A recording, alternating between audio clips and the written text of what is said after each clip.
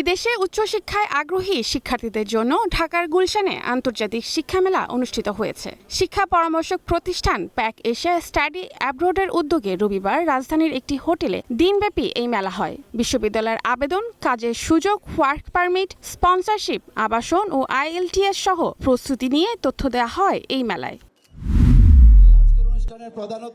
রাজধানী সহ সারা দেশে আরো ব্যাপকভাবে বৃক্ষরোপণের তাগিদ দিয়েছে প্রধানমন্ত্রী। রবিবার কামরাঙ্গীরচরের ঢাকা দক্ষিণ সিটি বৃক্ষরোপণ কর্মসূচিতে এ কথা জানান প্রশাসক মোহাম্মদ আব্দুস সালাম।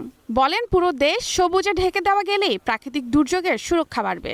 কামরাঙ্গীরচরকে পরিচ্ছন্ন ও পরিবেশ বান্ধব করতে স্থানীয়দের এগিয়ে আসতে বলেন প্রশাসক। প্রযুক্তির পরিবর্তনের সাথে খাপ খাওয়াতে আধুনিক শিক্ষার বিকল্প নেই মন্তব্য করেছেন বাংলাদেশে নিযুক্ত ব্রুনাইয়ের হাই কমিশনার হারিস বিন ওসমান। রাজধানীর উত্তরায় আল ইমাম ইন্টারন্যাশনাল স্কুলের উদ্বোধনী অনুষ্ঠানে তিনি কথা বলেন। ইংরেজি মাধ্যমের স্কুলটি রপ্তানিমুখী, তৈরি পোশাক প্রস্তুতকারী উইলডি গ্রুপের অলাভজনক প্রতিষ্ঠান। দণ্ডিত আসামিদের তথ্য নিয়ে জনসাধারণের জন্য উন্মুক্ত অনলাইন ডেটাবেস তৈরির নির্দেশ কেন দেওয়া হবে না তা জানতে চেয়ে রুল জারি করেছে হাইকোর্ট। রবিবার এক দ্বৈত বেঞ্চ এই আদেশ দেয়। রিটকারী আইনজীবী বলেন, অনলাইনে দণ্ডিতদের তথ্য থাকলে চাকরি, বাসাবাড়িতে নিয়োগ বা ব্যক্তিগত সম্পর্কে ব্যাকগ্রাউন্ড যাচাই করা সম্ভব হবে।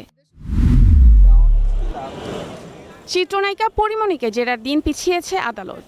মারধর, হুমকি ও যৌন হয়রানির মামলায় রবিবার জেরার দিন থাকলেও সময় মতো আদালতে পৌঁছাতে পারেননি তিনি। আগামী 30 নভেম্বর নতুন দিন ধার্য করেছে ঢাকার নারী ও শিশু নির্যাতন দমন ট্রাইব্যুনাল। 2021 সালের এই মামলায় আসামিরা হলেন ব্যবসায়ী নাসির উদ্দিন, তুহিন সিদ্দিক ও শহীদুল আলম। জেরার জন্য শুনেন নাই।